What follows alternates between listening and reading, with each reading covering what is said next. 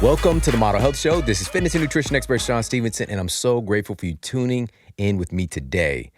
And I really do mean that. Just today, as I was driving into the studio, I was just kind of feeling this intense sense of gratitude for being able to do this work.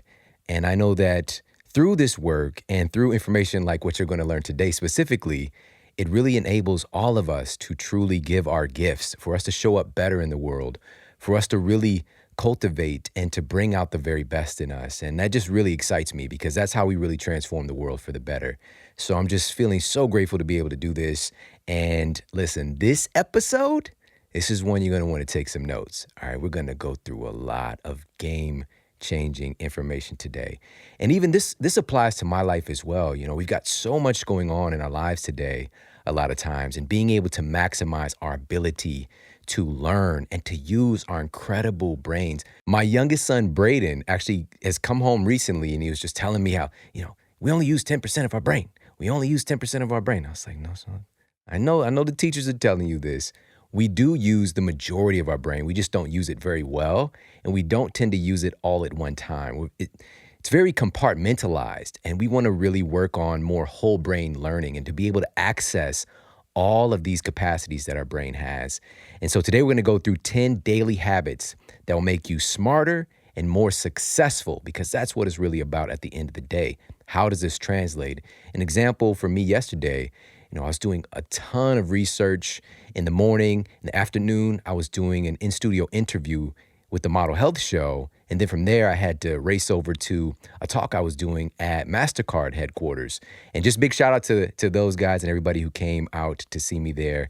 Their campus was so cool. It's such a cool place. But let me tell you about the security there. My goodness. First of all, they've got like 17 gates just to get in. And when I pulled up to the security, he checked me out, checked my ID and all this stuff. And then he gave me a couple of tokens. I'm like, what are these tokens? And it was for opening these preceding gates I was going to come to. But when somebody puts tokens in your hand, it's going to be fun, right? You've had that experience as a kid. You go to Chuck E. Cheese, I want those tokens, all right? But today, apparently, they got cards for everything. But man, let's bring back the tokens. So when he put those tokens in my hand, I just felt like, oh, we're going to have a good time. And so I proceeded on, dropped the tokens in, got inside. Then the security had to go through that. It was like multiple gates. They got the whole like TSA vibe to it. But we got in, had a good time, and I wasn't done yet. From there, I was doing an interview for another person's show, a friend of mine. And then, family time and getting ready for today. It's just, there's a lot going on. But how do we accomplish these things and not just go through the motions? But because I'm not a fan of the statement that the majority of success is just showing up. All right? I used to believe that because it is a big part of it. We definitely need to show up. But I'm a big proponent of showing up and bringing our best when we show up, right? Because that's where magic really happens. And so some of the stuff you're going to be learning about today really enables me personally in my own life to be able to perform and execute on the things that I'm doing.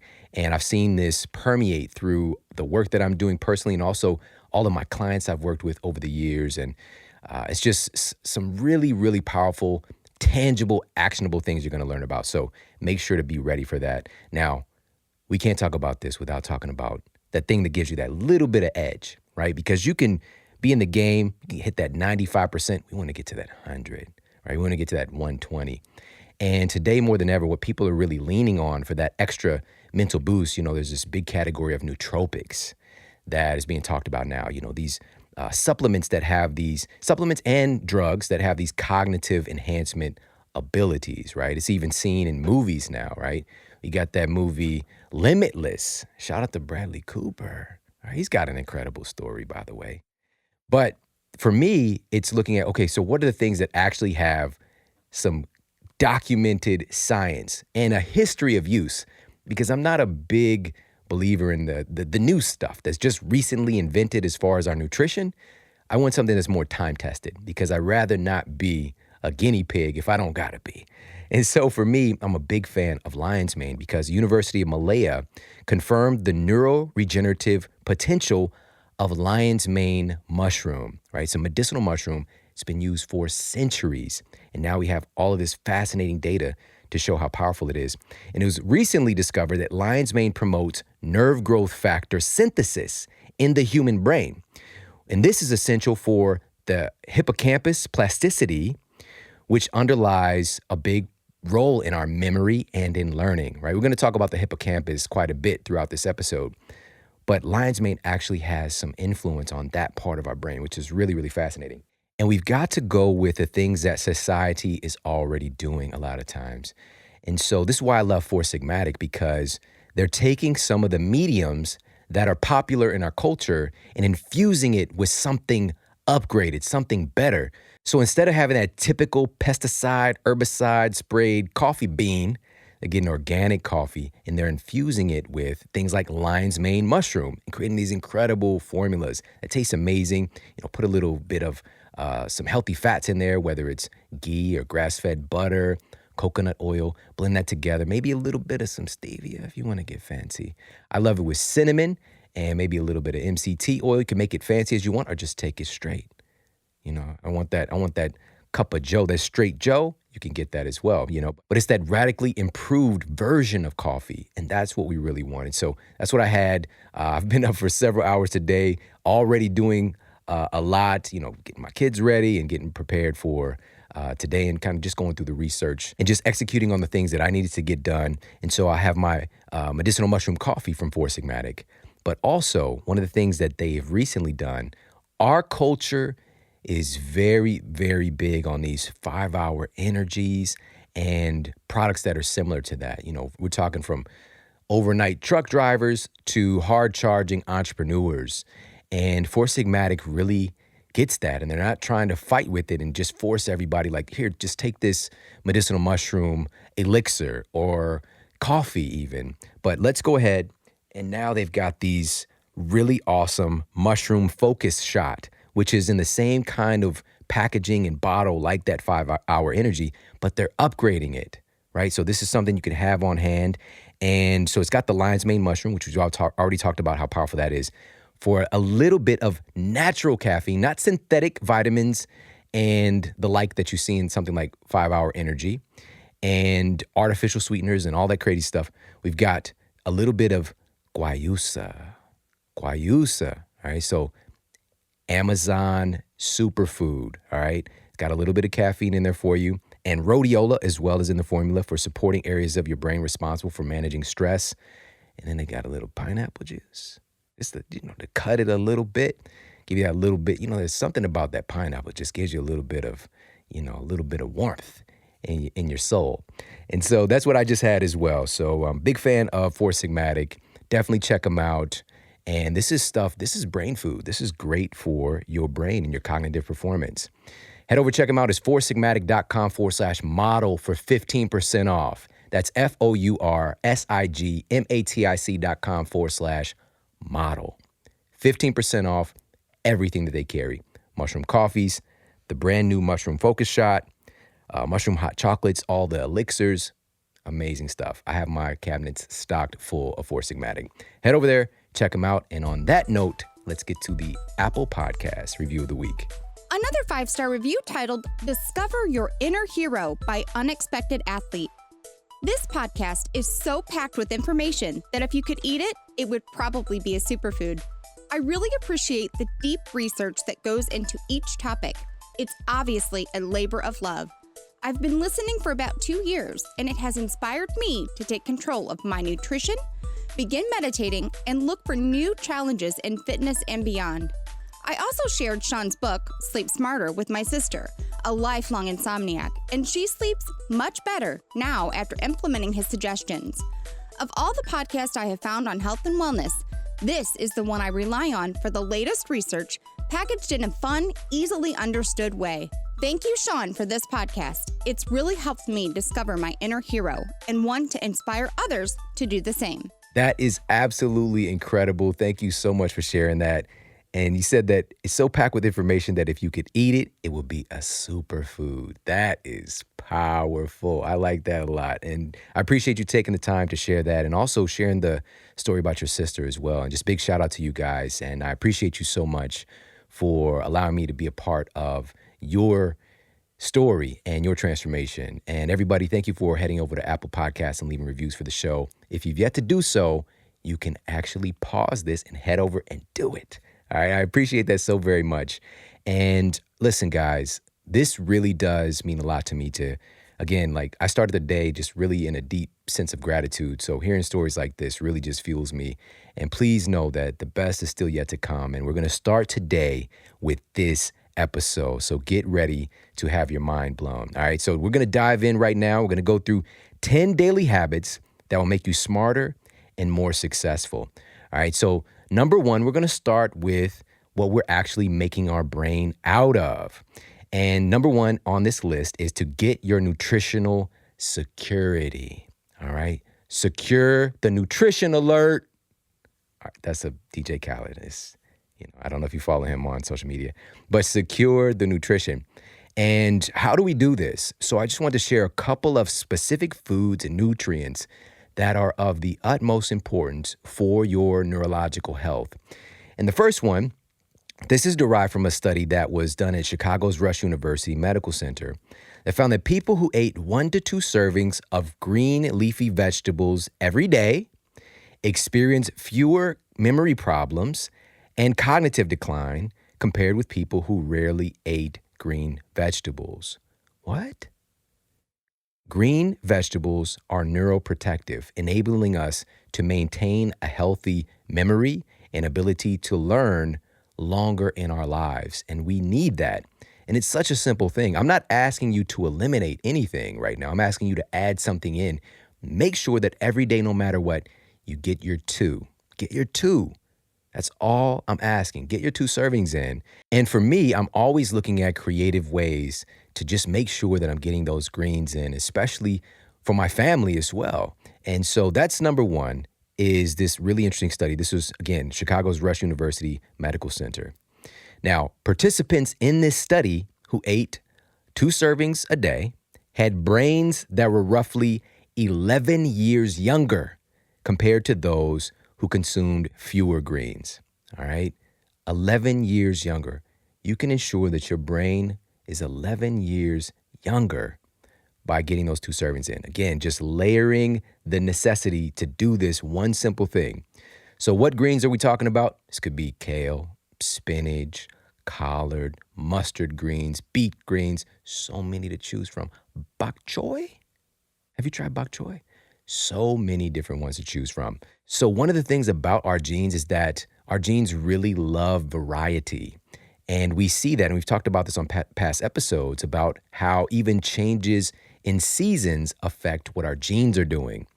And correlated with that is the nutrition that comes along with the change in seasons. And the more that we're mixing and matching and adding in different foods based on the season that we're in, we see different and better results with our genetic expression. And we talked about that on an episode dedicated to fortifying the immune system, which we'll put in the show notes for you as well. All right, so get yourself a plethora of different greens and get 2 servings in each day at minimum. All right, how do we do that? This is the strategy. Get it in for breakfast. That's a really simple way to go about this so that we can just kind of relax on it a little bit the rest of the day if we could just get it in the morning. And that's what I really want to encourage people to do, is to make sure we got that breakfast handled. Because in our culture, we see breakfast is really dessert. All right, let's just be honest right now. All right, breakfast is really dessert. All right, so a lot of us, and I myself included, as I was coming up, I would eat, things like muffins, which is just cake. What is a muffin? It's just a little cake. I'm eating cake for breakfast. If you were to tell somebody that I eat cake for breakfast, they would tell you that's very unhealthy. But because we give it the name muffin, we don't think about it, right? And so these are the things we accept as normal. Of course, these crazy cereals and sugary cereals and things like that, that's what I really grew up on. So we're starting our day with this crazy amount of sugar where this is an opportunity. It's just another meal, but this is an opportunity to get some green vegetables in. If we're doing the veggie omelet, right? And we have maybe a side of some sauteed kale and a little bit of avocado. That's how we can do this and stack. There's so many. We can make a vegetable stir fry to start the day. Maybe a little bit of protein of choice that goes in there. And maybe, a little bit of some rice or some sprouted brown rice or some cauliflower rice or whatever it is, and a sweet and sour sauce. We can make this experience enjoyable, but we can make sure we're getting those vegetables in. And for me, it's really about I'm getting it in the morning, whether it's through a green smoothie or through a kind of conventional or traditional breakfast. Get those greens in ya. All right, so that's number one with get your nutritional security. That's number one here. Another thing I want to talk about and how important this is for ensuring that you are smarter and more successful, these 10 daily habits, is ensure we're getting in our omega-3s. All right. This cannot be stressed enough. We've talked about this several times on the show, but I want to take it a step further today because fats make up the majority of the tissue in your brain, outside of something we'll talk about later. But fats, when we're talking about those macronutrients, fats, proteins, carbohydrates, fats tip the scale in the majority of what your brain is made of. Now, certain fats are particularly important because they're able to cross the BBB. All right, the BBB. I'm not talking about Big Baller Brand. Okay, shout out to the Ball family. I'm talking about the blood-brain barrier. All right, so not all nutrients we take in are able to make its way to the brain. Not all fats are. All right, specifically, and we talked about this with Dr. Lisa Mosconi, who is the author of the incredible book, Brain Foods. She's a neuroscientist and also integrative nutritionist, which is an incredible pairing. And the episode was just powerhouse. We'll put that in the show notes for you as well. But she shared in her research, she's actually in the lab and looking at, can these things get into the brain? And omega-3s are critically important. And here's why. Omega-3s are one of the critical components of the fatty membranes that make up the neurons in your brain. So your actual brain cells, you need omega-3s to make up the membrane. The membrane is really how these cells are communicating with each other, so it's kind of important. There was a landmark study of 6,000 people published in the Archives of Neurology. And it found that people who consumed low quantities of omega-3s had a 70% greater risk of developing Alzheimer's. All right, this is the opposite direction of where we want to move. We want to make sure that we're on the other end of the spectrum. Those who ate more than 2 grams a day of omega-3s were unlikely in the study to develop a degenerative brain disease at all. And something like that, you hear 2 grams, that's easily, if we're doing supplementation outside of food, a tablespoon of fish oil. You're covered, right? But let's take this a step further.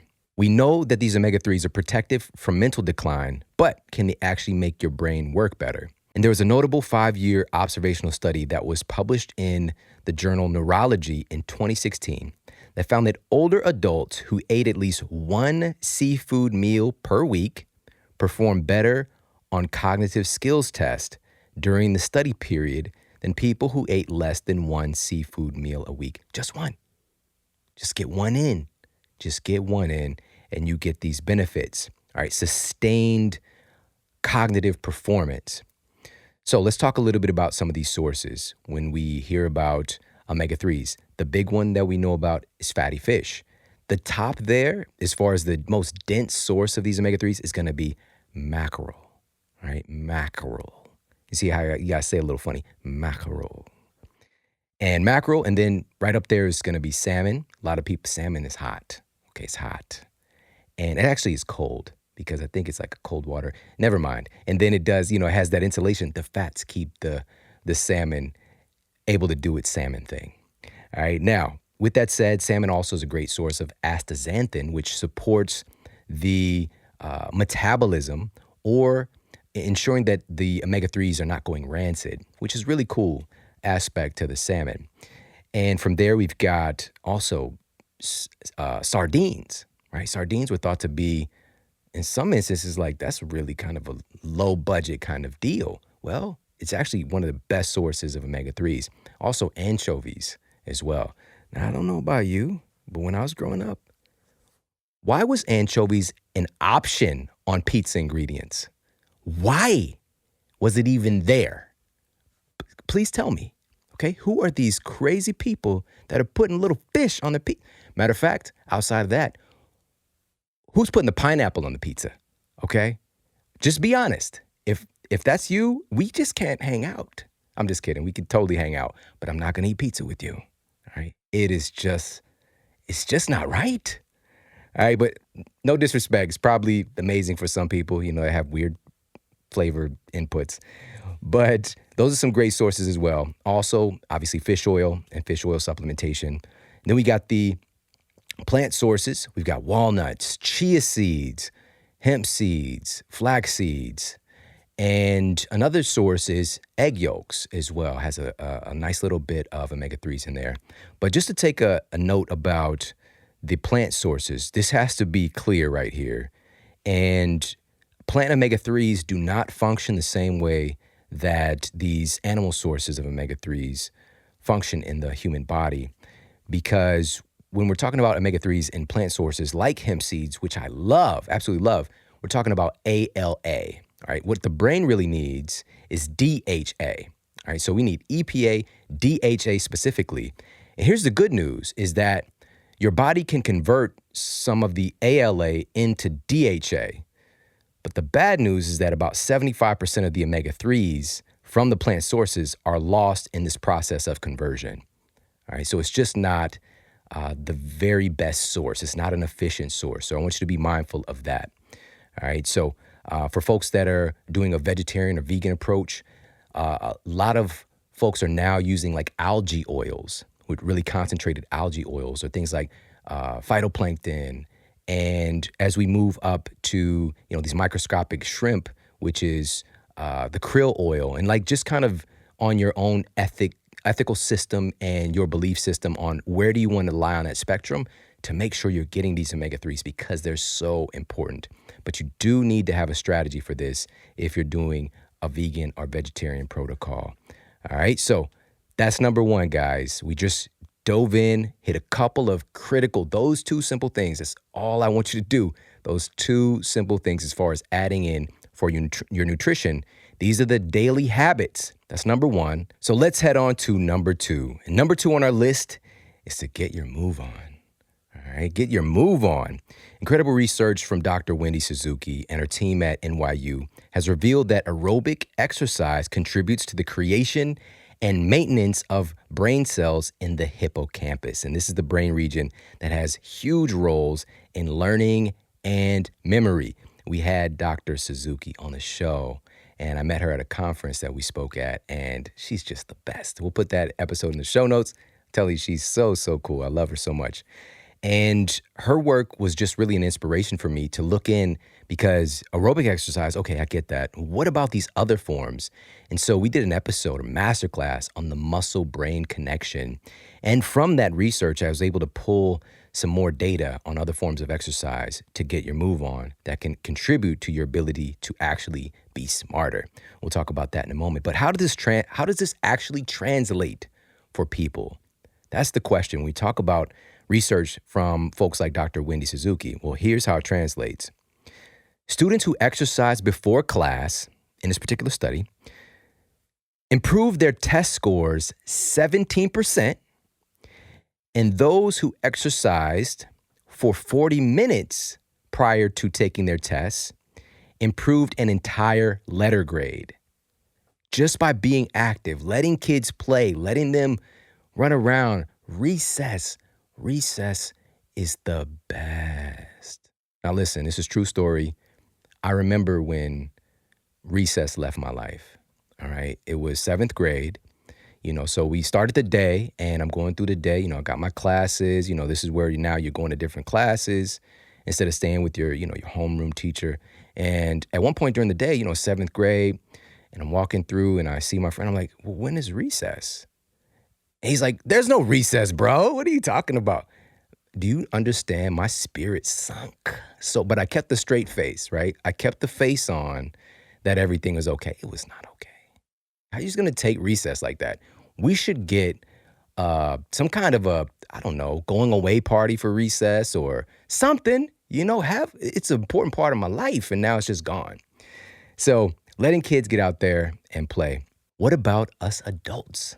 What about us big kids? So another study found that employees who exercise regularly are 15% more efficient in their work than those who do not, which means, and this is for what the researchers when they consolidated the data, here's what they found. They found that fit employees only need to work 42.5 hours a week to do the same amount of work that the average employee does in 50. You're saving almost 8 hours. What can you do with that 8 hours? You could build an empire, all right? This is just, and I'm serious about that. If you learn from folks like a past guest, Jamal King, and what he was able to do with his extra hours he was saving as a full-time police officer. And now he's probably the wealthiest police officer in the country. But he's also very giving of his knowledge and of his time, and really looking at generational wealth and how can he contribute. And he's making just such a huge impact in his community, but also just, man, I mean, he's now created jobs for countless people. And wow, such a great story. We'll put that in the show notes for you as well. So definitely check that out. Those 8 hours, this could be time spent investing in your relationship, investing with your children, learning like we're talking about today. So, wow, that's incredibly powerful. Now, there's another randomized controlled trial published in the Archives of Internal Medicine. This found that resistance training, specifically, promotes cognitive and functional brain plasticity, right? Plasticity, when we talk about this, we're talking about the ability of the brain to continue to grow and evolve. Because when I was in college, we were taught basically, the brain cells that you develop once you hit your mid-20s, that's it. It's just a downhill go of it from there. Everything's just going to go down because you're not really creating any new cells in your brain. Not true. Now we know we have this neuroplasticity. We can continue to have the brain grow, create new connections, and that's what it's really all about. But we need to be conscious about this and to work at this, and this is why we're going through this today. So lifting weights is one of the things that actually contributes to that neuroplasticity. How powerful is that? And so the minimum effective dose that I'm going to just toss out there for you to catch, 2 strength training sessions a week appears to be the minimum. All right. So make sure we're doing a little bit of strength training. My biggest advice is to make sure we're doing the exercise that we love. That's the number one form of exercise to be doing, because the best form of exercise truly is the one that you'll do. But also make sure, get 2 strength training sessions in there. And there are so many flavors of strength training today, but find a way to find some joy in the strength training because it has some really, really powerful effects with your brain plasticity.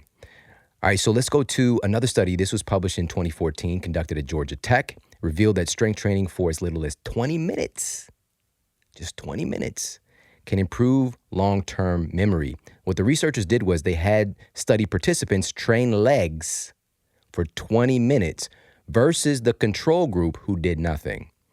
2 days later, they had them do an image recall test, and the strength training test subjects outperformed the non-lifters by 10%, outperformed them simply by having this leg day, all right? So, of course, we know this. There's memes out there. Never skip leg day, okay? Not only will you be shaped like one of those weird-looking suckers when you're a kid, like they had some rectangle ones. Why would you do that, right? Rectangle sucker. Not only that, are you going to have that shape, but you'll also be missing out on some brain benefits as well. So make sure that we're hitting that leg day up, specifically for improvement to our long-term memory. Really, really powerful stuff. I'll share one more with you because this is something that I first heard from my friend Jim Quick, who's been on the show many times. And the statement that as your body moves, your brain grooves. You're creating these new connections in your brain through movement. It's one of the most powerful things that really keeps your brain young and vital and on fire, just alive. Another way that we go about this is a 2007 study conducted by German researchers found that daily walking can significantly improve working memory. And a Stanford study found that walking increased creative inspiration by an average of 60% versus sitting. And the effect was evident while and shortly after walking, anywhere from 5 minutes, just 5 minutes, to 16 minutes. And this enhanced performance was a specific flavor of creativity called divergent thinking, right? Divergent thinking. This is so valuable today. This is one of the major factors that makes you a linchpin in an organization, something that cannot just be pulled out and tossed away. It makes you invaluable. And also, if you're doing an entrepreneur thing, this is what gives you that competitive advantage is divergent thinking, because we tend to get caught in a problem or a way of going about something, and we really just keep running into that wall. Divergent thinking allows us to take like a meta perspective and to see all of the different options in finding a solution, all the different paths to the goal. You start to see more of those more clearly. Go for a walk. Go for a walk. That is incredibly powerful. So that's number 2 on our list in our 10 daily habits that will make you smarter and more successful. And specifically, walking is that number 1. We want to do this daily, absolutely daily, and then sprinkle in some strength training throughout the rest of the week. So let's move on to number 3 here on our list of the 10 daily habits that will make you smarter and more successful. Number 3 is to go with your gut. All right, go with your gut. Your gut, and we'll also call this, the nickname or the pet name, microbiome, my little microbiome. So your microbiome and your gut is responsible for producing and storing many of the hormones and neurotransmitters that we relate to brain health and performance. For example, there are cells in your also, let's just put in parentheses, your gut is often referred to as the second brain, and also it's known as the enteric nervous system. And this part of your body has so much neural tissue. We're talking like it has more neural tissue, which is brain-like tissue, than your spinal cord does. And it's amazing. It's amazing. And these specific cells are producing neurotransmitters like serotonin, right? It's known as this feel-good neurotransmitter associated with a positive mood. And it's something that is often attacked with our conventional medicine today, as this is the issue with a lot of depressive symptoms, right? So SSRIs, right, selective serotonin reuptake inhibitors, strive to make sure that serotonin is not metabolized and it stays active in your system more frequently. Now, what about, are we producing adequate amounts of serotonin in the first place via these cells? Because upwards of 80% or even more of your serotonin is produced in your guts, right? In your gut. So please understand, it's super important. So in order for us to get smarter, more successful, we've got to make sure we're optimizing our microbiome and taking care of that environment to optimize things like serotonin. So also via the connection between your gut and your brain, they actually talk a lot. And one of the main ways is through the vagus nerve, all right? Now, this is an easy spot to say this, and what happens in Vegas doesn't stay in Vegas. All right? I had to do it. I felt compelled to do it. Let me stop. All right. But here's the reality. Is that these two entities in our body, which is in the same body, they're incredibly connected and always communicating. But the vagus nerve, about 90% of the data is sending information and or commands from your gut to your brain and not the other way around. So your gut is determining a lot of the things that are happening with your brain and cognitive function. All right. And we know that specifically because of the activity that has been studied via the communication from the vagus nerve. All right. So got to take care of our microbiome, take care of our gut health. How do we do that? Give you a couple simple strategies here. Number 1, we eliminate the things that cause our microbiome so much damage. Things like haphazard antibiotic use. We've talked about this multiple times in the show.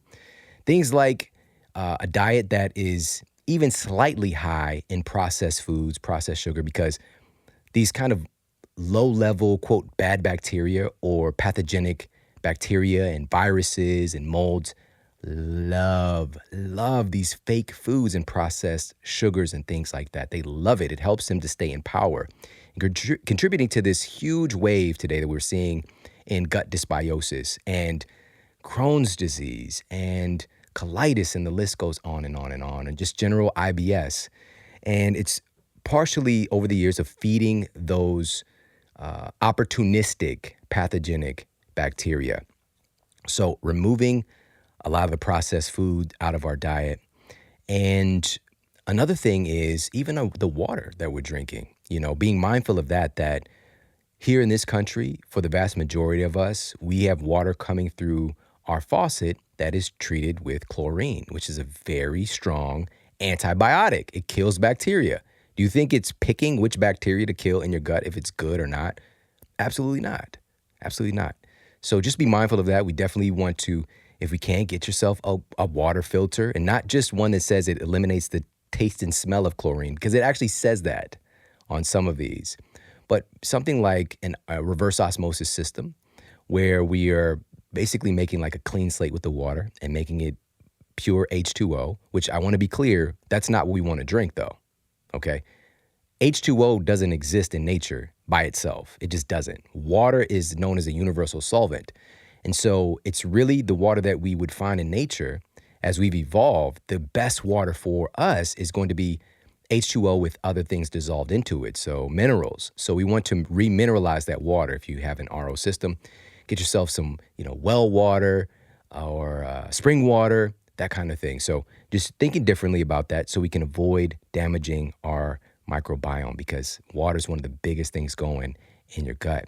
All right, so there's a couple of things to avoid so that we can really help to support the optimal function of our microbiome. That's number one. Now, what do we add in? We want to feed the good bacteria. So this could include eating fermented foods. And I recommend having one serving daily, or at least every other day, of a fermented food or beverage to keep supporting and bringing in that friendly flora into your gut. So this could be anything from fermented veggies like sauerkraut and pickles, kimchi, to fermented beverages like kefirs and yogurts and things of that nature. So whether it's dairy or non-dairy.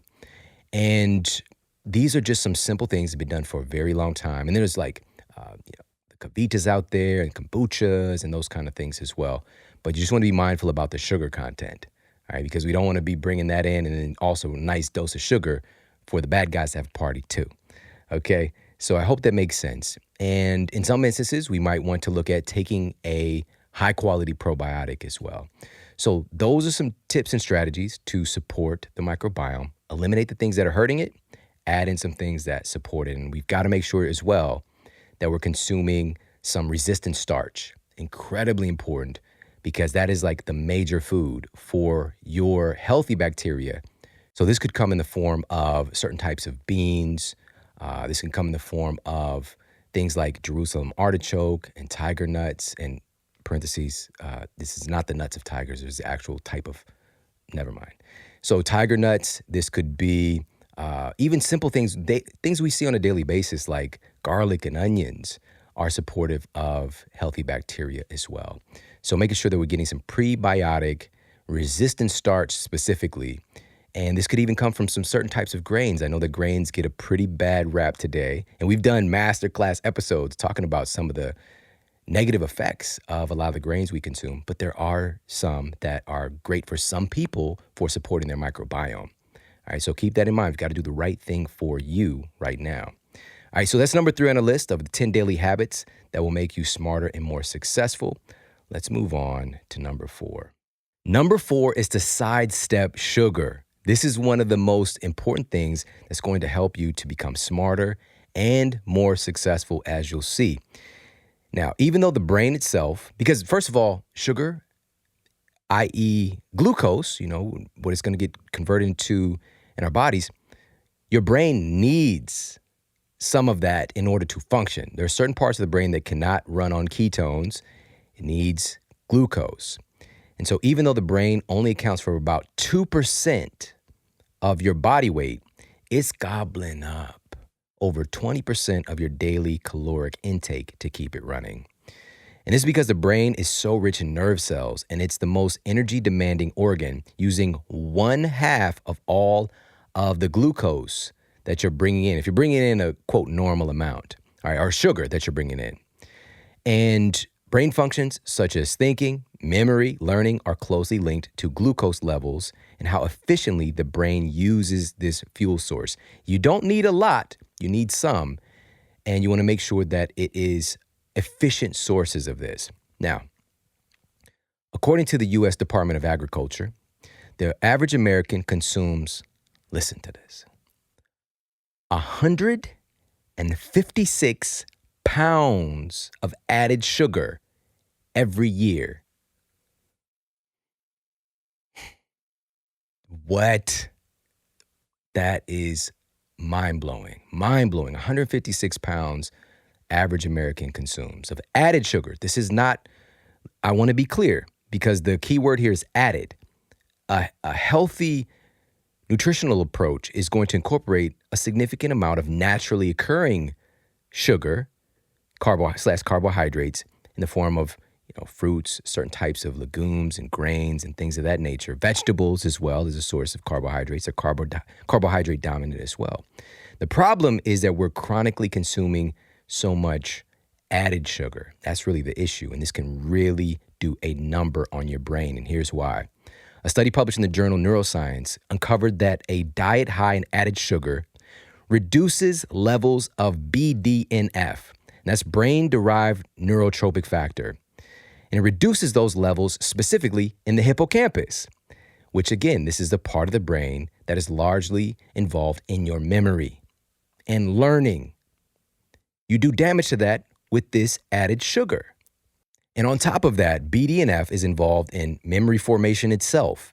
It's involved in growth and differentiation of your nerve cells and a whole lot more. It's often referred to as like, quote, miracle grow for the brain because it's so supportive of the growth and development and even the differentiation. So making sure that these brain cells are able to become different things as well. So BDNF is important in that. And low levels of BDNF are associated with dementia, depression, and Alzheimer's as well. Now, this whole conversation we had recently with Dr. David Perlmutter, he brought forth this understanding that there is a big connection between belly fat and the size of our brains. There was a brand new study that was published last month in the journal Neurology that sought to find out the connection between our waist size and the size of our brains. The researchers found that as the size of our waist gets bigger, our brains get smaller. As the size of our waist gets bigger, our brains get smaller. Direct correlation. Specifically, they found that it was the gray matter of our brains, which is responsible for things like executive functions, muscle control, sensory perception. All these things are going to be involved with that gray matter, and you're losing it as our belly is increasing. And the number one contributing factor to that today is added sugars. That's the number one thing.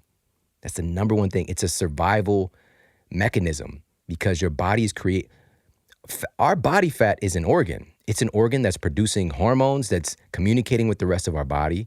And this is something that your body is doing to protect you in a sense. It's putting it in the least harmful spot that it can by putting it around your waistline, essentially, as a storage place. It's not that your body wants to do that as an optimal, ideal thing for your survival and your fitness, not just surviving, but thriving.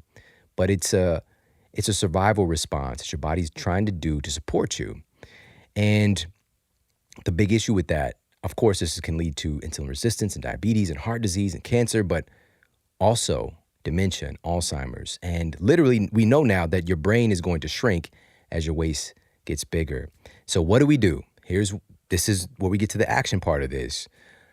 It's not that we're not going to have some added sugars here and there, but if that's the basis of our diet, that's a problem. Because 156 pounds, there are people who are consuming, maybe 10 pounds. And then there's people who are consuming hundreds and hundreds, 300-400 pounds. All right. So if you're in the camp of, just somewhere on that spectrum, we just need to be mindful of just continuing to take a step back. Let's take a step back and work to eliminate these processed foods. All right. If it comes in a package, we just need to be a little bit more cautious. Eat more real foods and create amazing meals out of that. And even shopping and buying from people and companies that are creating meals that are using real food as well. All right. So let's do that. But here's the biggest thing. The number one contributing factor to these added sugars and thus our growing waistline and thus our shrinking brains is liquid sugar. Liquid sugar. What's the number one form of liquid sugar that folks are consuming? You know it. It's soda, right? So duh. It's soda, okay? We did an episode. If you've not listened to this episode, or you should re-listen to this one. You're going to love it. You're going to love it. It's the story of soda. Listen to that episode. It's got the whole deal about the sodas from the very beginning to where we are today. And I would recommend checking out that episode right after this one. I really, really love that episode and put a lot into it for you.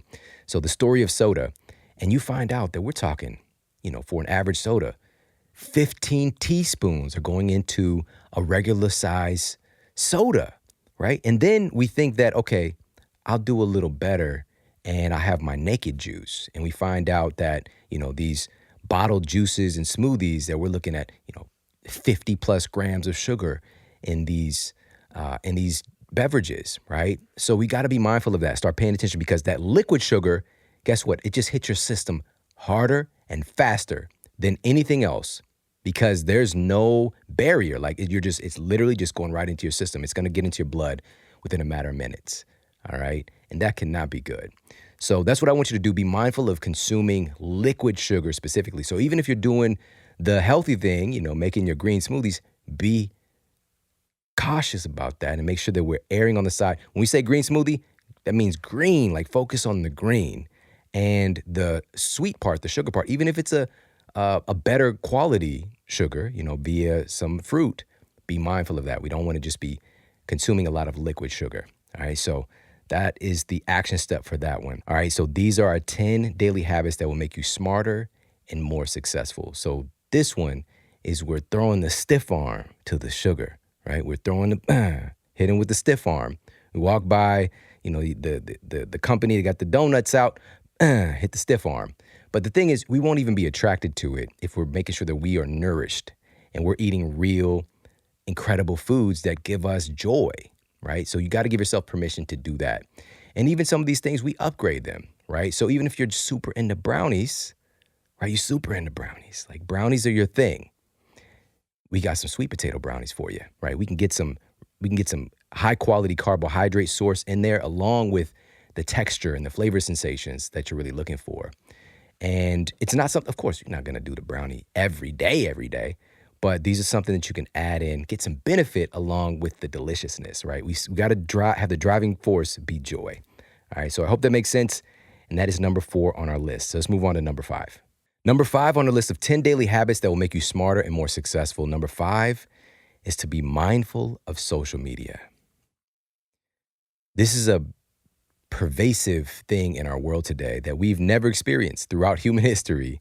It's very new, and we're just starting to get some preliminary and early studies on what is this doing to our brains? What is this doing to our ability to perform at a high level? There's a recent study conducted at the University of Copenhagen that found that many people suffer from what they call Facebook envy. With these people who are abstaining from using the popular site, reporting that they actually feel more satisfied in their lives. And what happens when we derive our sense of value based on how we're doing relative to other people who are just showing the highlights, the very best things of their life every day? What does that do to our sense of value? That starts to create this very interesting schism where we are not really understanding our innate value because we're comparing ourselves to something, some kind of artificial ideal of what we should be doing and not really looking within for our joy, for our understanding, for our sense of purpose and value. Another study published in the American Journal of Epidemiology assessed over 5,000 test subjects and found that overall regular use of Facebook had a negative impact on the test subjects' well-being. All right. Now, I'm not picking on Facebook. Facebook is, it's Facebook. I like Facebook. But we've got to keep this stuff in proper perspective. Yet another study carried out at the University of Pennsylvania and published in the Journal of Social and Clinical Psychology found that using social media less often than you normally would leads to significant decreases in both depression and feelings of loneliness. Study participants were asked to either continue their normal use of Facebook, Snapchat, and Instagram, or to limit each one to 10 minutes per day, which was 30 minutes total. And they were also using an app usage tracker. The test subjects who limited their use experienced less anxiety, less depression, and less of this new term that's out there in the interwebs is FOMO. So they experienced less FOMO, which is this fear of missing out, after they became more conscious of their social media usage. There it is. And this is just the beginning. We do not know the long-term effects because some folks out there are literally just living through social media. And some of us are casual users that have found ourselves progressively using it more and more and more and just getting caught up and lost in that world and not understanding what is it doing to your brain and your performance. And I want you to take back control.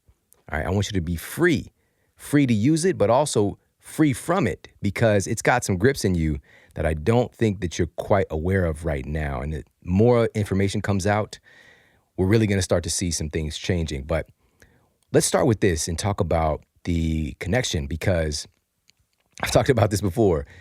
We've got to admit something before we even get into this. All right. Now, again, I like Instagram. I like Facebook, Twitter, all that good stuff. But I've seen it, even in my own life, that it can really start to kind of put its hooks in you and you don't even realize it. And why this happens is the dopamine and opioid connection. All right. Now, dopamine is this big driver of seeking reward. It drives us to seek and to look for things. And it's a big part of human evolution. Like if dopamine wasn't present, we wouldn't be pressing. We wouldn't be pushing ourselves and searching and looking for better. Now, the issue is that today we've got pretty comfortable life structures. And these parts of the brain still are very, very strong. And the internet is a perfect trap for the dopamine-driven human brain because there's always something to look for, always, forever. Social media specifically. And because we can constantly keep searching and looking for things. But if you don't find something, you'll go crazy, right? You have to find you need the reward. You have to find it. You have to find something. And so when you do find something, you get a little hit from your opioid system, right? It's like that little slow drip of morphine. Make you feel a little bit good, a little bit more stimulated and happy. It's so subtle though, but social media is a perfect trap for that because every time you look for something, you find something. You scroll, seek, find, seek, find, seek, find. And for a lot of us, instead of us getting, the six-pack abs, like our thumbs, they're like doing this workout, right? Our thumb's got a six-pack on it, right? Look, my thumb has a 9-pack.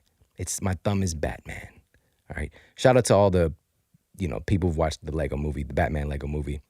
My man Batman has 9 abs, apparently. So please understand that this is something that's going on for all of us every day. We cannot help it. It's how our brains are hardwired. So we seek, find is creating this very powerful feedback loop that keeps us wanting to come back for more because we're getting this pleasure, we're getting this reward. And it's very subtle, but it's very addictive.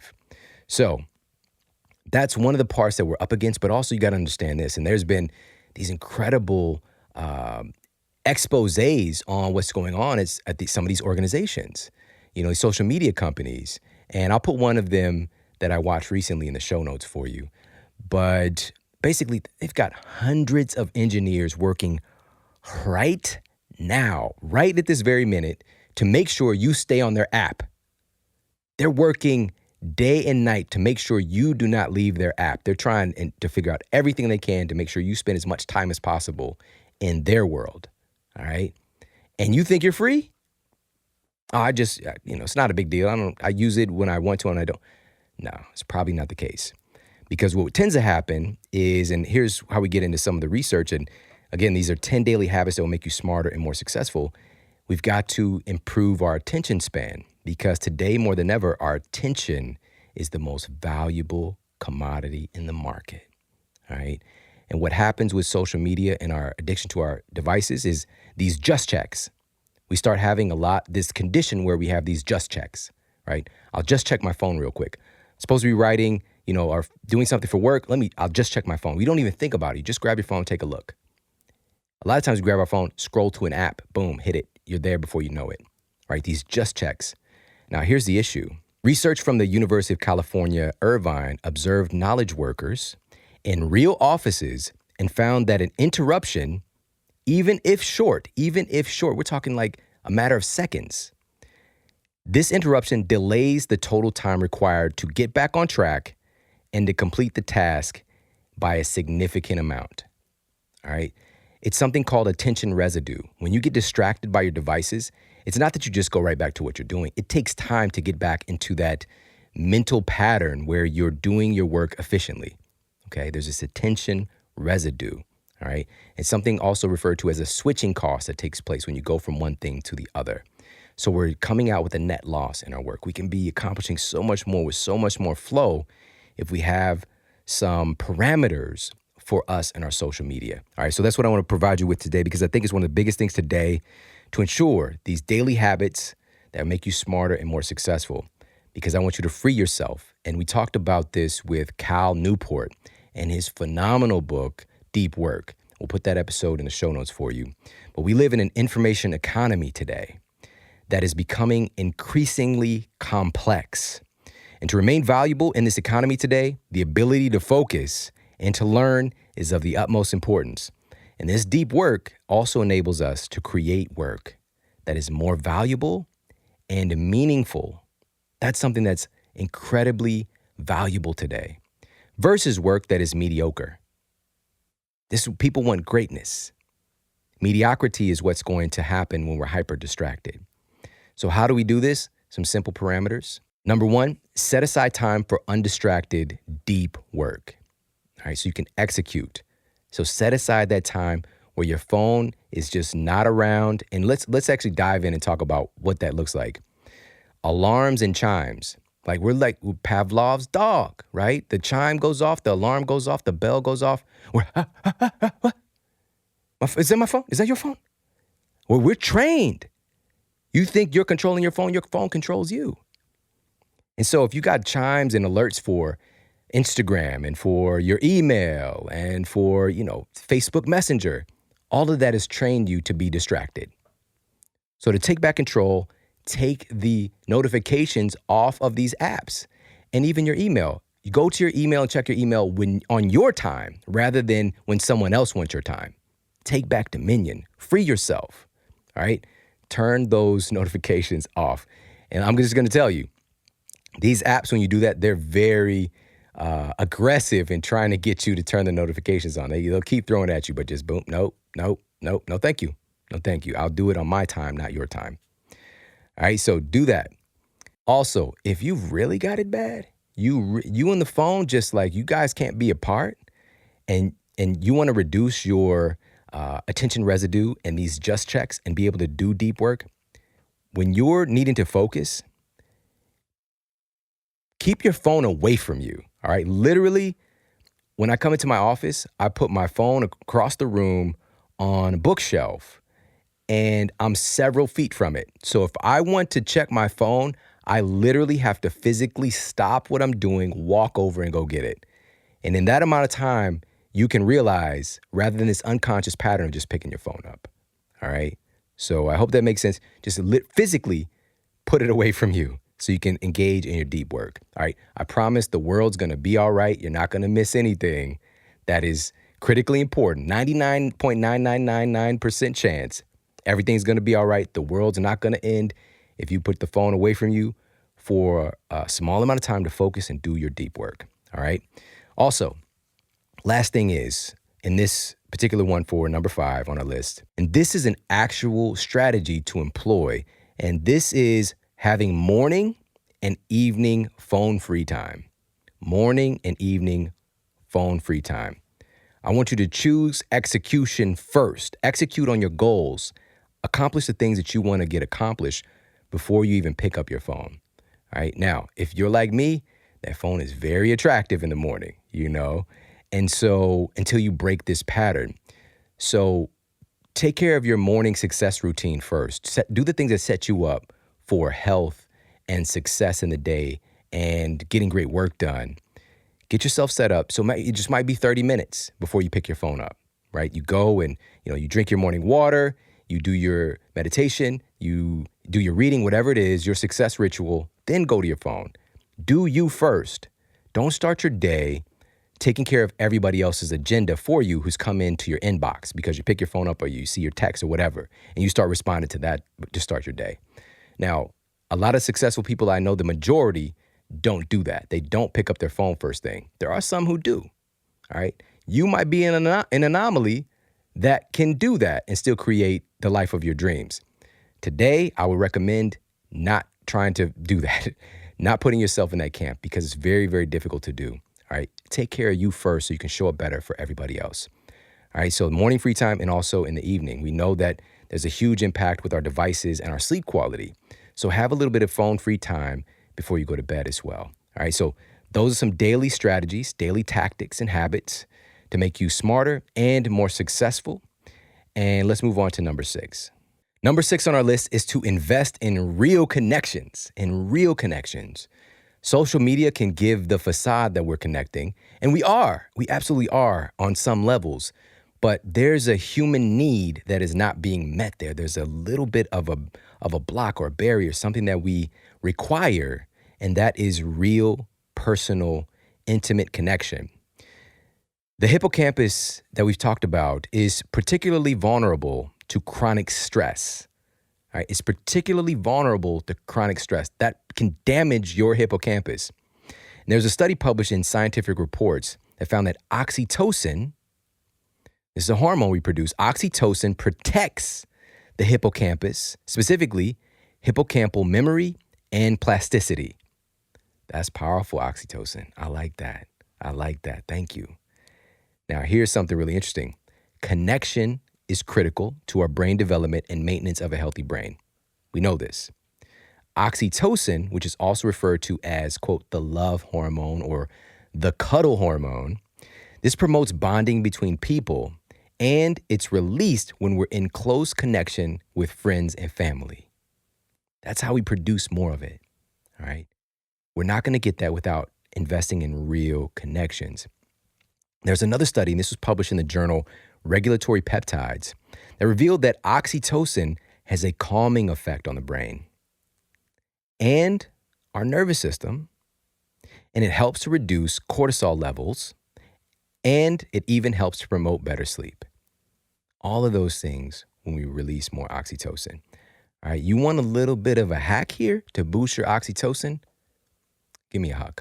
All right, hug it out. All right, a 20-second hug has been found to provide a nice boost of oxytocin, right? A 20-second hug with somebody that you love, right? Hug your kid, hug your significant other, your best friend, your mom, whoever it is, that 20-second hug, nice boost of oxytocin from that. All right, now beyond that, touch itself, and in particular, sex is one of the strongest ways to fortify your oxytocin levels. And we just did a masterclass episode dedicated to the impact that sex has on your lifespan. And if you missed that one, we'll put it in the show notes for you. Make sure to check that one out as well.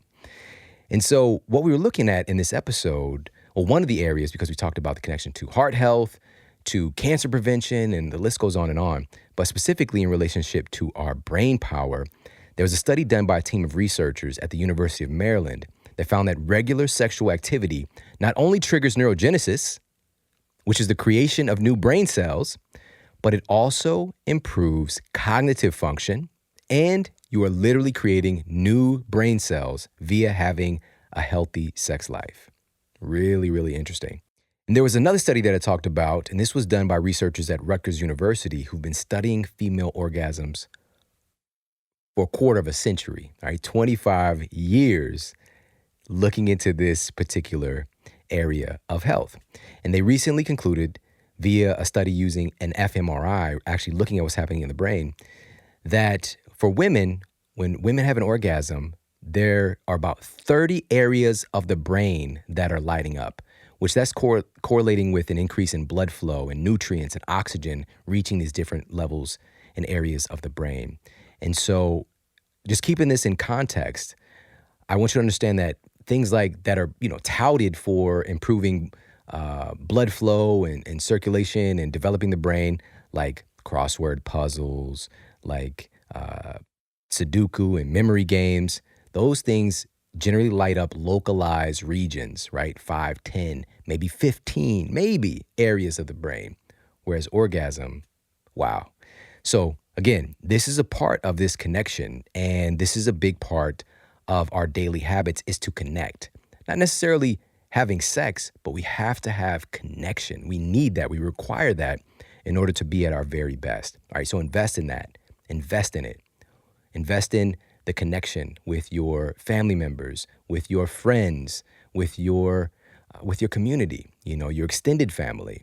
Invest in those connections, because that is one of the keys to making yourself smarter and more successful in many, many ways. All right, we've got number 7 here. Number 7 on our list of the 10 daily habits that will make you smarter and more successful. Number 7 is to sleep like you're getting paid for it. All right, I'm doing the money hands right here. If you can't see me on the video, money hands. Maybe you can hear it. All right, money hands. Sleep like you're getting paid for it, because you kind of are, because this is affecting your performance in whatever it is you're doing as your vocation. So let's look at what's happening in the brain when we're sleep deprived and the abnormal things that take place that lead to less success and that literally turn us into the Lloyd Christmas version of ourselves. All right, shout out to Dumb and Dumber. All right, hopefully you saw his classic. The new one, if you haven't seen it yet, don't see it. It's not a big deal. And I don't know if you saw, they did like a prequel to Dumb and Dumber. Now, I don't know who gave the green light for that movie to get made, but anyways, here's what they discovered.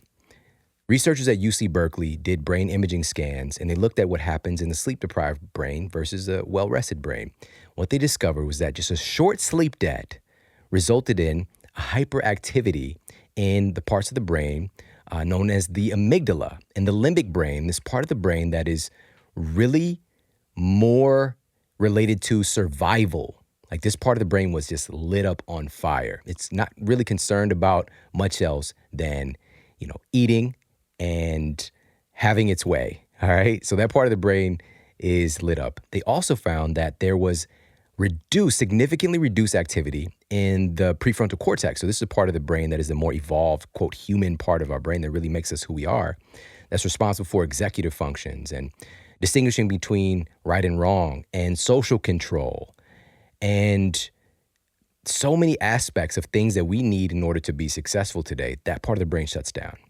All right. So that can diminish your ability to make healthy choices in your communication, in your food choices, in your relationships, and the list goes on and on and on and on, all because of being sleep deprived. Another thing that we want to be aware of when we're working to ensure the health and function of our brains is to be aware of this new phenomenon that's being labeled cyberloafing.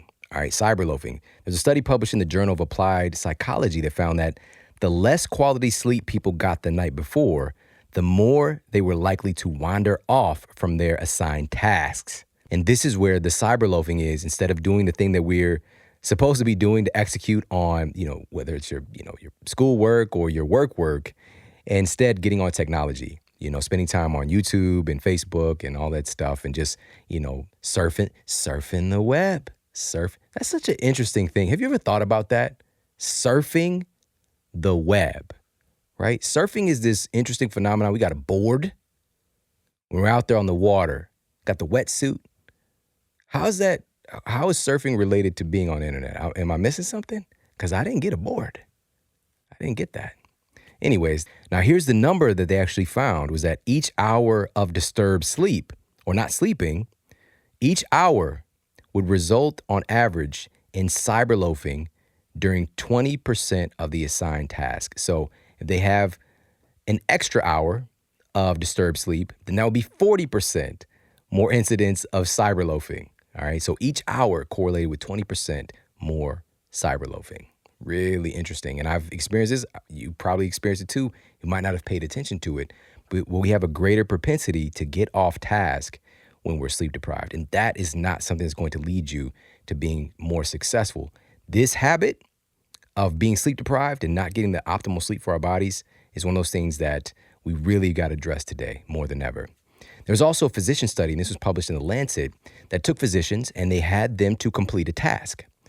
And then they sleep deprived the physicians for just 24 hours, which is not abnormal in any measure. They had them to come back and complete the same exact task again to track their metrics of doing it while sleep deprived. First of all, they made 20% more mistakes doing the same exact thing. And it also took them 14% longer to do the same exact thing.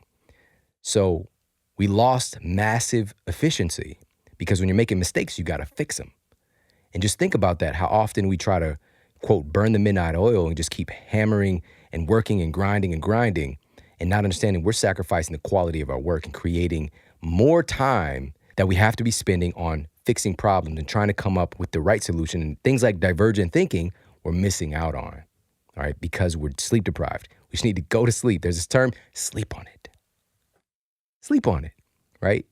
And your brain, your subconscious is able to solve a lot more problems than we can sometimes consciously. But even more than that, it's just the overall function of your brain, and really supporting that.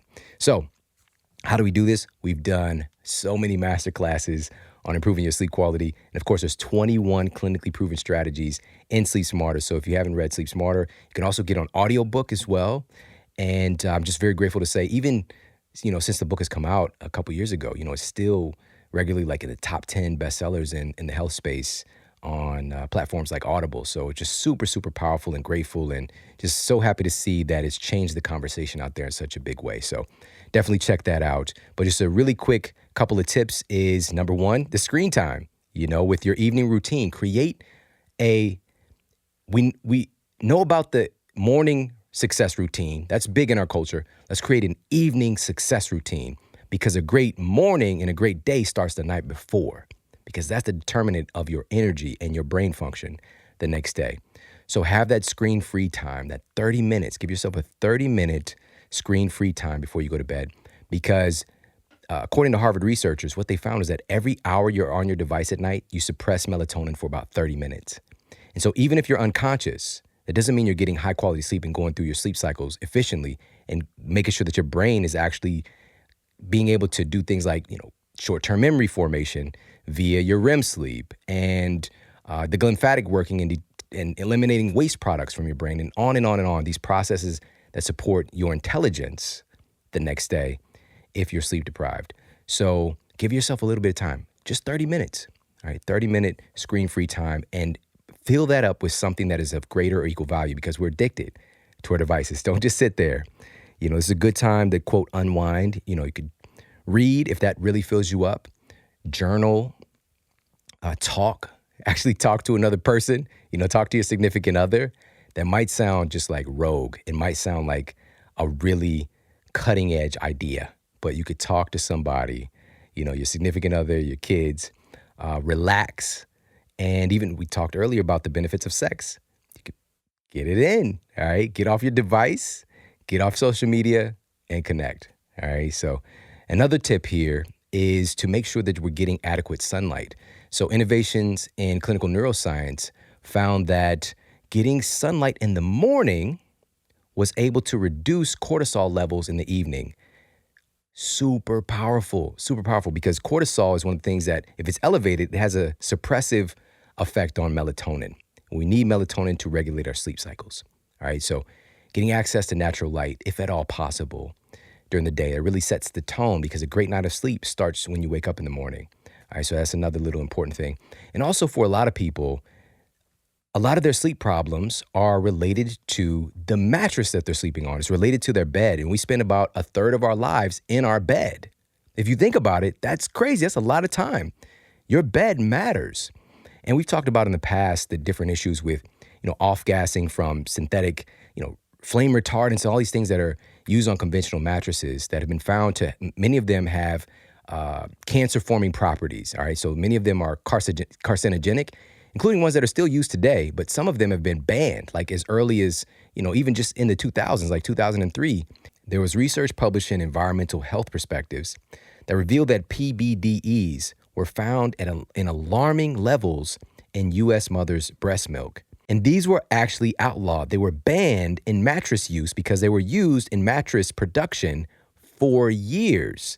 So in mattresses that were produced before 2004. So they were eventually phased out. But some of those mattresses are still out there in circulation, which is just crazy to know that. But the industry has just not been doing a good job of making sure that the things that are used to treat these mattresses are safe for humans, because what they found out in this research is that these chemicals are toxic to the liver, thyroid, nervous system. Again, banned, right? And there are still some issues with those things. But that's a small part of this, because a bigger conversation is we're talking about millions of people every single year are seeing their physician for sleep-related pain.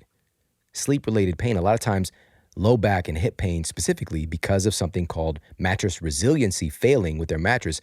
Again, the most fancy memory foams that degrade around 20% on average just within the first 2 years of having the mattress. And your hips are the heaviest part of your body when you lay down. And it's causing people pain in their waking hours, not knowing that it's related to their mattress surface. And so this is why for me, and it's been half a decade now that I've been sleeping on an IntelliBed, and I got IntelliBeds for the rest of my family as well. Number one, none of those crazy toxic synthetic chemicals. So that in and of itself helps me to sleep better at night, ironically, knowing that my kids are not being exposed to this stuff. But more important than that, because, especially when kids are smaller and developing, they're more sensitive to those things than we are. But for me, the IntelliBed versus these fancy pants memory foams, it's utilizing this patented IntelliGel that has the industry-leading mattress resiliency. This is the number one wellness bed out there. And so much so that they have a 20-year warranty on the bed. 20-year warranty. That's how much they believe in what they're doing. They've just been incredible. Just the customer service and taking care. They've got awesome sleep specialists that you can talk to. And that's what I recommend for you to do. Actually talk to one of their specialists so you can find out what is the right mattress for you, rather than just you just do something. Find out which mattress is actually what your body needs right now. And you can check them out. It's intellibed.com/model health. That's INTELLIBED.com/model health. Together as one word, model health. And you get an exclusive discount only here at the Model Health Show. And you get free delivery of your mattress. All right. So the days of that whole industry, just the things that have been done these past few decades, without question, those days are over. There's a big shift taking place now because we spend so much time in our beds. And this really does matter. All right. So head over there, check them out, intellibed.com/model health. All right. Oh, and one more thing. The IntelliGel sleeps cool. This is super important. It sleeps cool. It's thermoregulating. So whereas memory foams actually conduct heat, generate more heat. And we know how important thermoregulation is for our sleep quality, which we've talked about multiple times on the show. All right. So again, check them out, intellibed.com/model health. Now let's jump into number 8 here on our list of 10 daily habits that will make you smarter and more successful. Number 8 is be hydrated or be devastated. All right, be hydrated or be devastated. This is one of the biggest devastating factors to our brains is dehydration because, in fact, your brain is mostly water. So I'm not talking about the physical structure with the macronutrients, the fats and the carbohydrates and the proteins. It's mostly water. It is the largest portion of what your brain, the volume of your brain is made of. All right. So in essence, you're a waterhead. You're a big waterhead. That was a diss when I was a kid, but we all are waterheads. And what I want you to understand is that a part of the brain's cellular makeup itself is dependent and made from water, helps to make the structure. So your neurons, water-based, neurotransmitters, water-based, hormones, water-based, and also their ability to move and communicate is all done throughout a water medium. This is how important it is for your brain health. Plus, your brain's ability to communicate with the rest of your body, so your brain communicating with the rest of your body, depends most on water, not some fancy nutrient, not some mystical thing that you're going to find, in some pyramid somewhere. Water. A recent study that was published in Medicine and Science in Sports and Exercise found that just a moderate level of dehydration in healthy test subjects led to impairment in tasks requiring attention, motor coordination, and executive function, which includes things like map recognition, grammatical reasoning, mental math, and things along those lines. All of those things were impaired when folks were just moderately dehydrated. Bottom line, drink water. All right, your brain needs it. All right, super simple, but are you doing it? We got to make sure we're doing it. How much? How often? For me, I really love the ratio, just kind of setting that bar at take your body weight, divide that number in half, and that's the amount of ounces that you want to consume. So if it's a 150-pound person, divide that number in half, 75 ounces as that kind of just on-ramp, all right? I really want to get to a place and want you to get to a place where you listen to your body and your body's cries for water. But for some of us, just that signaling is a little bit off. So kind of setting a bar like that.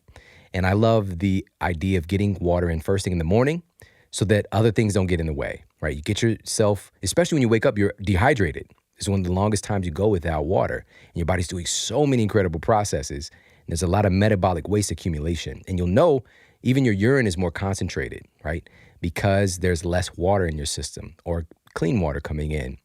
And so I have this strategy that I've been talking about for many years of taking an inner bath. So the first thing I've been doing for like 15 years is I get up and I drink somewhere between, we'll say 20 and 30 ounces of water to start my day. So if you want to, you can take that strategy. It's yours, and wake up and do that. Maybe it's, maybe you enjoy hot water with lemon instead, but get yourself hydrated first thing in the morning. And the second thing is just keep the bottle with you. Look, I've got my bottle right here, okay? I keeps it with me. Just by being around, I'm going to have a tendency to drink more water. If I don't have my bottle, chances are I'm not going to drink more water. So keep the bottle with you, okay? Stay strapped with that bottle, all right? Now, those are a couple of strategies for you to employ in our 10 daily habits that will make you smarter and more successful. We've got our last two right here, and these are powerful. Number 9 on our list is to enrich your environment. This is a daily habit to employ that will make you smarter and more successful. A Princeton study found that when two individuals are in rapport, even if they don't know each other and they start to communicate, and just within a number of minutes, their brain waves literally start to sync up. The brain subconsciously, this incredible thing behind the scenes that we don't fully understand yet because we think we're so separate from nature. We see, the geese flying in this perfect triangle and like this communication with bees and, all of these different things. And we think that we're not a part of that. We have a connection as the human species that is unsaid. And now we're able to look at the brain and see what happens. And it's really fascinating. So be mindful of the people that you're around because your brains are going to sync up. All right. And you will inherently absorb the brain food from your environment because it's not just you are what you eat. It's you are what you eat, drink, breathe, and what you think as well. Because thoughts literally have physical structure. They have physical substance that's created with the thoughts that are in your brain, and the things that you're allowing into your brain become physical.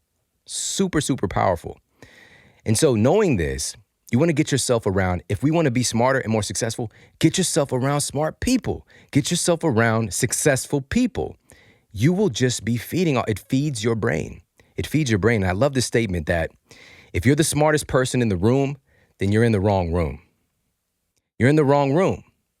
You've got to continue to stretch yourself and get yourself around things that continuously lift you up and provide more for you, for your brain, because your brain is always looking for a way to evolve, to become more. I think that's why we're here. That's a part of the reason why we're here. And that's just my belief. So if you're the smartest person in the room, you're in the wrong room. Another great statement that I love, and this is from Bill Watterson. And he says that experience is food for the brain. Experience is food for the brain. So enrich your environment, get yourself around people that feed you positivity, good information. And this might not necessarily be physical, but ideally we do a lot of that as well. So going to events as frequently as we can, meetups in your area, mastermind groups, hopping on conference calls, webinars, whatever you can do to get yourself in a positive environment for your brain, all right? And doing that on a daily basis. Okay, so enrich your environment and even your workspace, the place that's around you. Enrich your environment with things that keep your brain stimulated with positivity. All right, so that's number 9 on our list. And finally, number 10 on our list of 10 daily habits that will make you smarter and more successful. Number 10 is to learn something new. Learn something new every single day. Now, one of the ways we can go about that is reading, and this is something that I do daily. And also audiobooks count, podcasts count as well. But there's something really special about reading. Stanford University researchers have found that close literary reading, or this is for the purpose of study and intentional learning, in particular, this form of reading gives your brain a workout in multiple complex cognitive functions. While pleasure reading increases blood flow to different areas of the brain. So based on the type of reading, if we're just reading, a novel, just because, it's something that we're into, we're going to stimulate different areas of the brain than what we're doing for this kind of brain workout when it's for study and intentional learning. Both matter. So let's employ some of that. So whether you're reading or experiencing it, and this is what the researcher said, the same neurological regions of the brain are stimulated, whether you actually experience it in real life or if you're just reading it. That's why we get connected. We get connected to the books that we read. And same thing with, movies and the things in our environment. There's a part of our brain that is basically simulating us being the character in the things that we're witnessing. All right. Books are incredibly powerful, and audiobooks and things like that, because you get put in the position into the story. And it's just one of those things to take advantage of, to learn something new every day. And this goes back for me to an experience that I had a couple years ago. I spoke at an event that was put together by my friend Jim Quick, and it was really about learning and optimizing our brain health. And one of the speakers, it's just crazy that I'm saying this, I shared the stage with Dr. Mark Hyman and Jack Canfield and Dr. Daniel Amen and Quincy Jones. Quincy frickin' Jones. Quincy Jones. Who is Quincy Jones?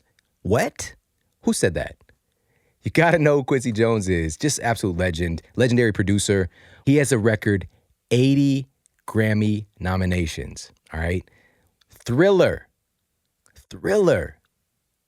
He worked with Michael Jackson. Thriller. We Are the World. The list goes on that side.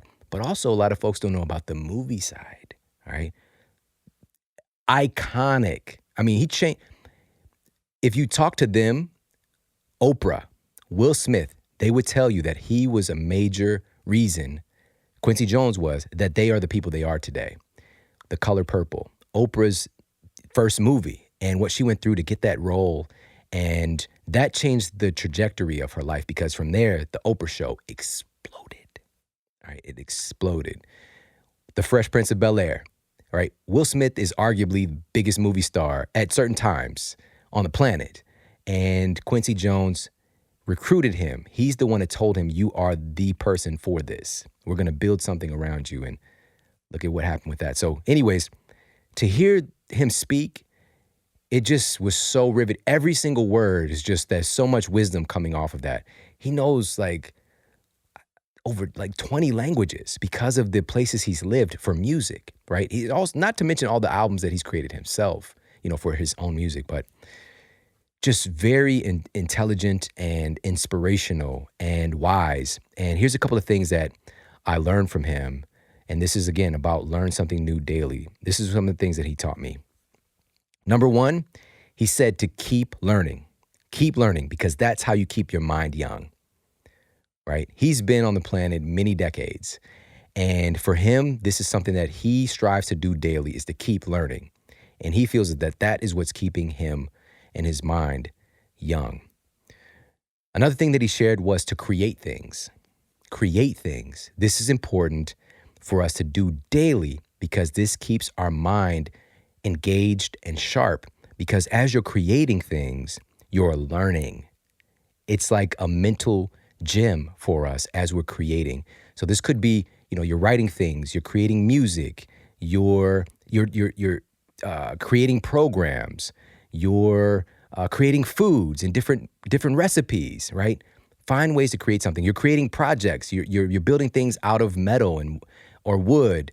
Create things. Create things. He shared that, and when he said it, it like really hit me. Another thing that he shared was to strive to be better and to be a better person.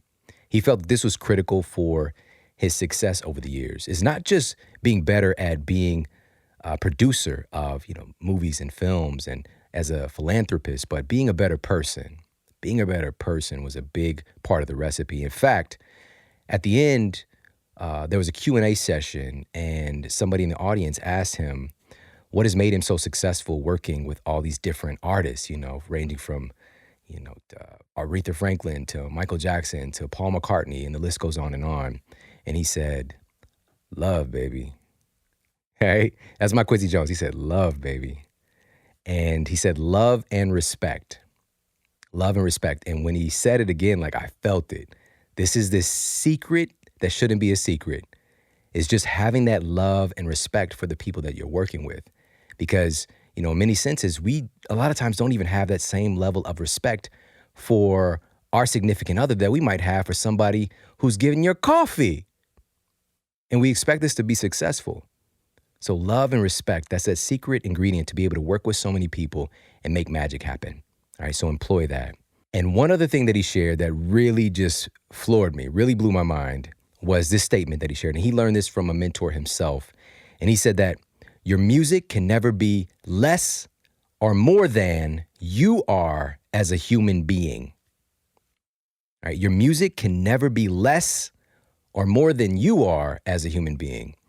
So it's about developing yourself as a human being. It's about developing yourself as a person and becoming a better you.